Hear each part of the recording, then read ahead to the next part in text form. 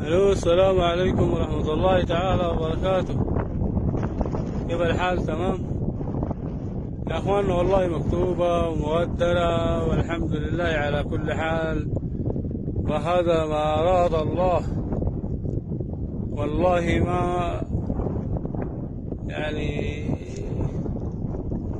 أردنا هكذا، ولكن تسطرت، وهذا ما أراد الله. لن نخطط لها، ولكن هذه إرادة الله.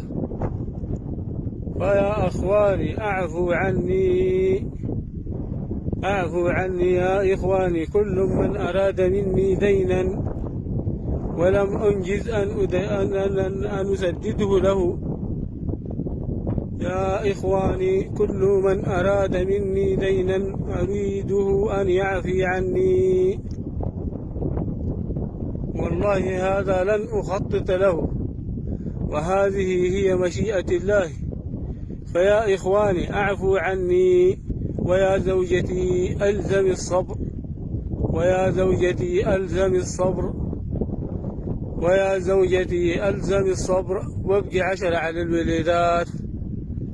وهذه إرادة الله.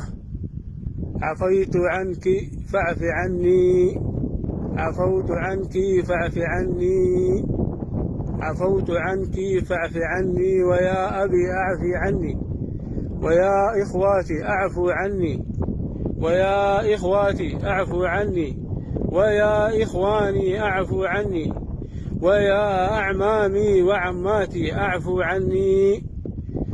واذكروني يذكركم الله، اذكروني يذكركم الله. وهذا ما أراد الله. والسلام عليكم ورحمة الله تعالى وبركاته. لا إله إلا الله محمد رسول الله.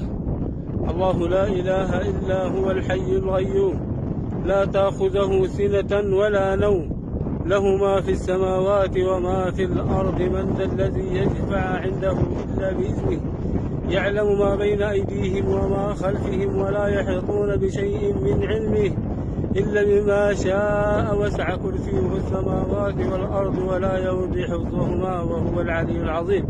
والسلام عليكم ورحمة الله تعالى وبركاته. ولا إله إلا